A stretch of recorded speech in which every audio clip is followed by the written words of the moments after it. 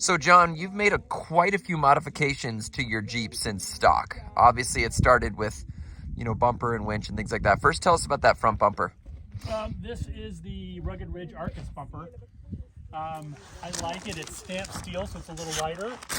And if you notice, it's very similar to the factory front metal bumper with the addition of these giant, call them rhino tusks that come out the front.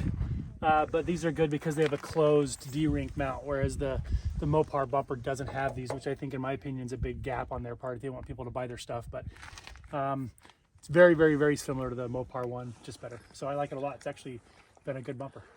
And you've got the same winch. Did you pull your... That's not a new winch, right? That's pulled out of your previous Jeep? It's new. Oh, it is new? Okay, yeah, so what do you have there? Winch. It's the Smittybilt X2O, which is their waterproof version. 12,000 pound with synthetic lines. And then you got a Factor 55.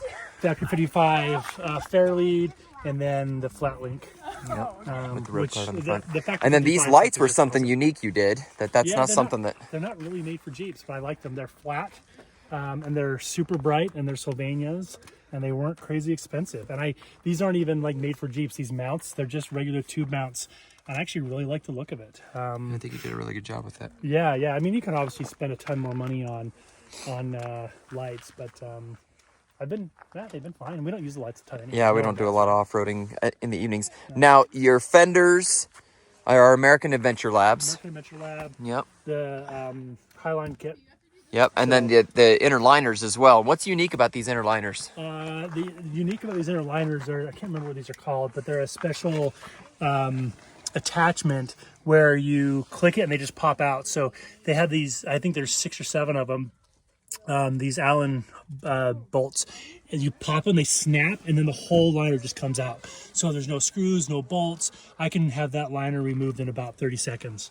The whole thing, it's pretty awesome. It gives you pretty easy access to it. Now tell us about suspension, because we made some significant upgrades here just recently. Yeah, so I've got a 2.5 ton, 2-inch aluminum tie rod, which is made by Doetsch Off-Road. I had the matching drag link, but it's not compatible with a flipped drag link, which I have. I have the Reid high steer knuckles with the flip on it. So I have a YETI drag link, their heavy duty one. I've only had it for a couple of months. I'm running Evo 4.5-inch shocks. I'm running Evo... Not shocks, coils. Coils, sorry. Yeah. I'm running Metalcloak bump stops with TERAFLEX hydraulic stops. I've got Evo sway bar links. Those are the things that look like number 2 pencils. They really do.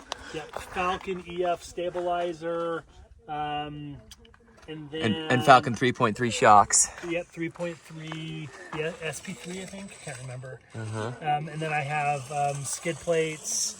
Who made those? Those are they're the same ones you have. That's not Rugged Ridge. That's no, it's not Rugged Ridge.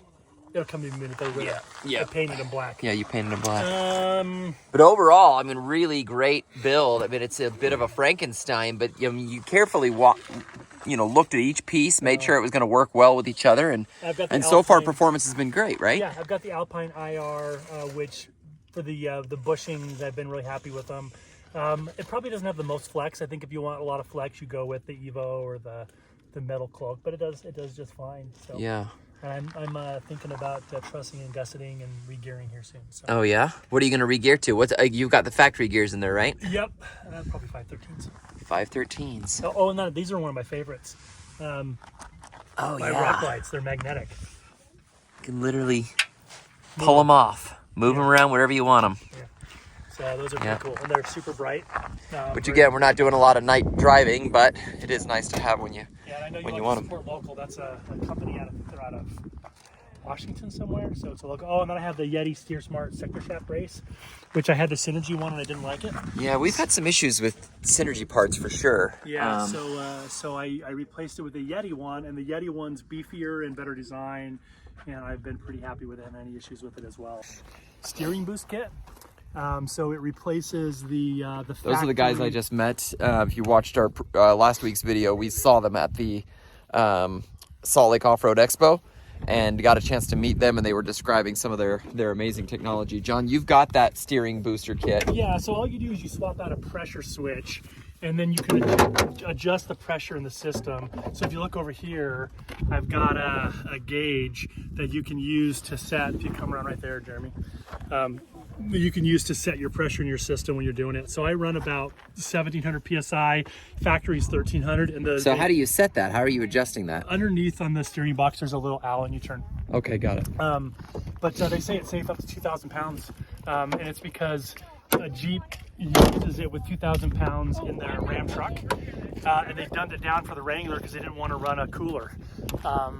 So when you say they dumbed it down, dumbed what down? They put a pressure switch to reduce the pressure. Got it. To 1300 PSI because they didn't want to run an oil cooler in it. Got it. So I have a cooler down here for the steering system. Oh yeah, let's look at that. So that's right there. So by running a cooler, you can then and that came with the Apex steering kit. Yeah. Yeah, I remember seeing that last week at the show.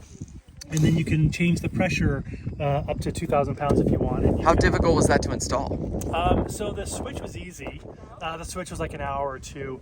The cooler was a bit of a beast. There's only because you had to take the bumper and the winch out and things, right? That was part of it. It was a really difficult fit. The fittings aren't in a good spot, and they know that, so they've actually redesigning it and actually putting out a new one here soon because they know it's a bit of a beast to put in. So the cooler was a bit tough.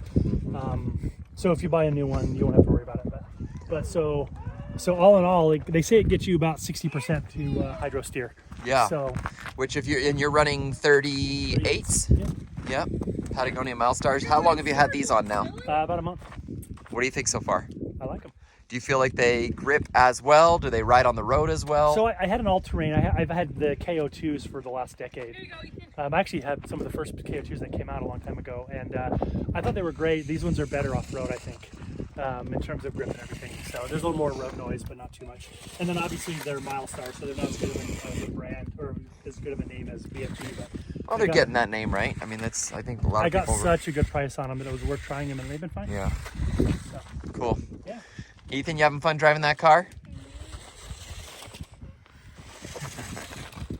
Well, John, thanks again for lunch. The pasta salad was delicious. Yeah. Your Jeep is looking great. What's next?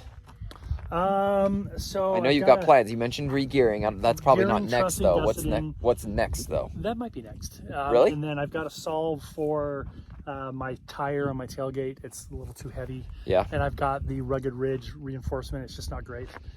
So I've got to think about that a bit. And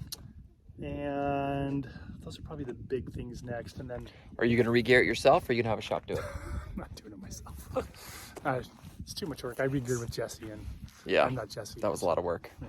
Even just taking the carrier out that 16 times or whatever it was that we did that on the after breaking the rear axle.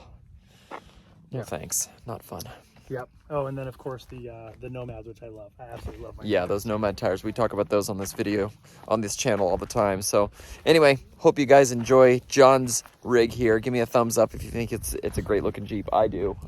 It's actually one of the reasons. If his Jeep was uglier or less, it didn't perform as well, I wouldn't hang out with him. So I only like you because of your Jeep. I only like you because of